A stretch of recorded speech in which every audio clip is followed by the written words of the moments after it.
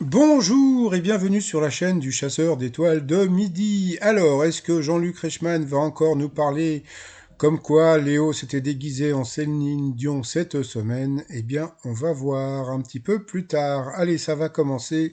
Petit résumé des 12 coups de midi d'aujourd'hui, dimanche 22 novembre.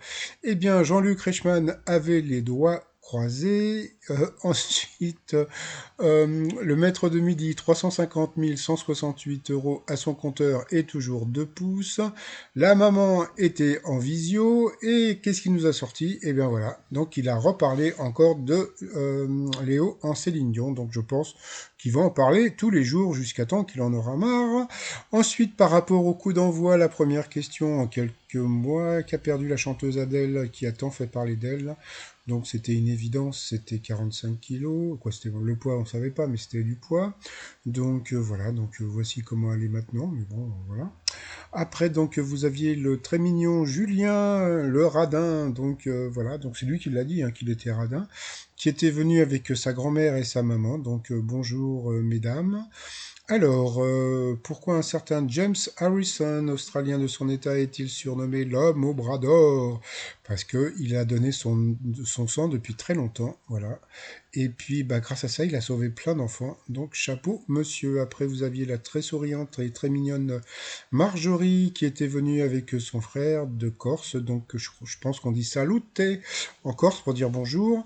Alors, à quoi jouez-vous si vous utilisez l'application Néopolis? Eh bien, c'était au Monopoly grandeur nature, donc elle est passée à l'orange.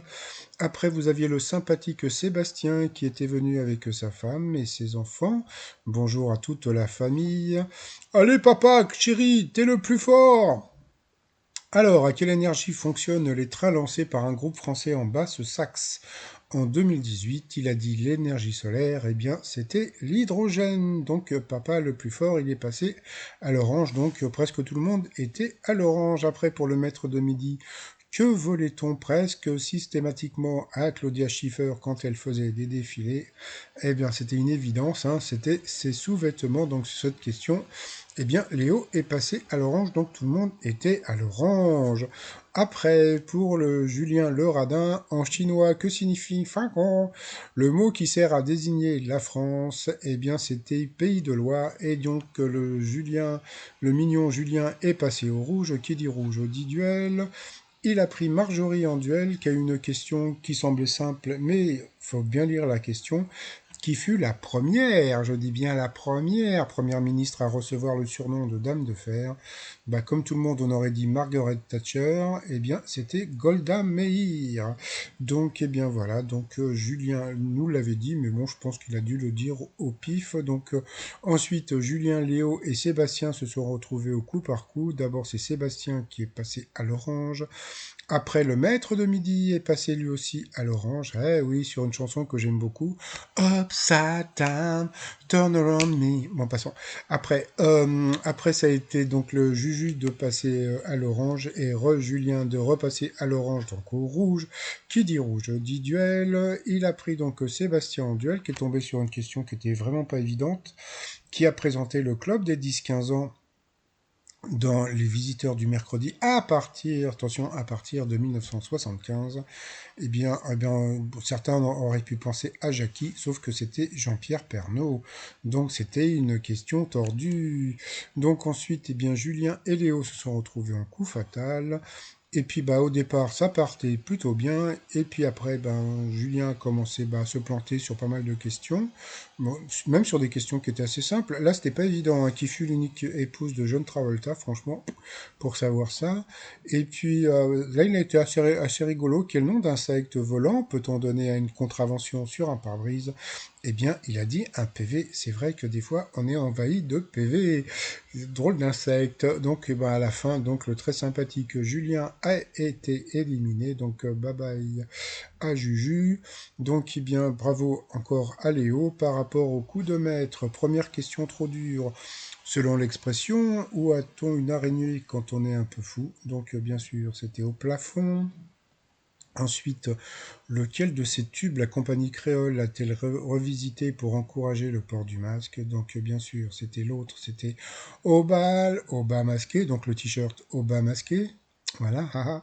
Après, en 2050, quelle sera la seconde cause de consommation électrique derrière l'industrie? Donc il a dit les écrans. Bon, c'était assez bizarre, mais bon, c'était l'autre, hein, l'air conditionné. Donc à cause de ça, il a perdu une étoile et un zéro. Et puis après, quel fruit? Ah, ça, c'était trop rigolo, ça. Quel fruit ne réussit vraiment pas à Blanche-Neige? Donc à votre avis, suspense, qu'est-ce que ça pouvait bien être? Donc bien sûr, c'était la pomme. Et puis à la fin, donc dans une galerie d'art, que colle-t-on près d'une œuvre pour indiquer qu'elle a déjà été achetée? Donc c'était un point rouge.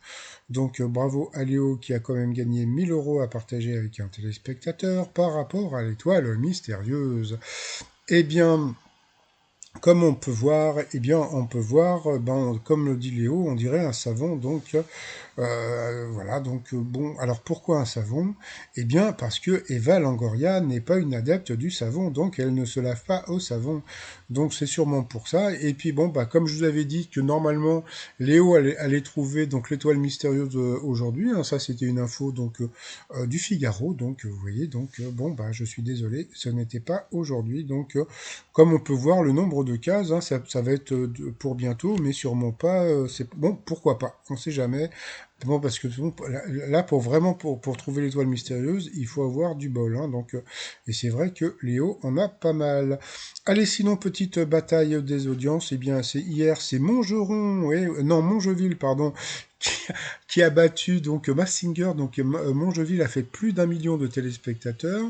Massinger donc est arrivé deuxième donc avec 4,6 millions et en troisième, n'oubliez pas les paroles et bravo encore à Arsène. Ce soir, qu'est-ce que vous avez à la télé? Vous avez En eau trouble sur la 1, Quantum of Solace, je crois que c'est un James Bond sur la 2, et les enquêtes de Vera, en général, les enquêtes de Vera, ça cartonne pas mal, donc bah, on verra bien si ça va bien marcher. Et puis sinon, bah voilà, je vous laisse les autres programmes de la TNT et des autres chaînes, voilà et voilà. Bah sinon, par rapport à l'élimination de Léo, là pour l'instant, donc comme je vous ai dit, Léo revient donc à la fin du mois, donc ça sera, attendez, je vous avais dit, c'était le lundi 30, non, oui, non, non, le mardi, je sais plus, merde, le mardi 1er, 1er décembre, voilà, que Léo reviendra sûrement, comment dire, sur Paris pour enregistrer donc les émissions. Donc pour l'instant, donc j'ai eu des rumeurs d'élimination, mais bon, j'en suis pas sûr, donc bah on verra un petit peu plus tard. Et puis bah sinon, bah les t-shirts du jour, donc vous avez je fais rien que des bêtises avec les faits, et puis je suis la fée rien et je glande. Voilà, tout ça sur le site trosmignon.com. Et sinon, bah, je m'associe à Léo pour vous souhaiter bah, une très très bonne journée et puis bah, de vous dire à demain, portez-vous bien, bye bye.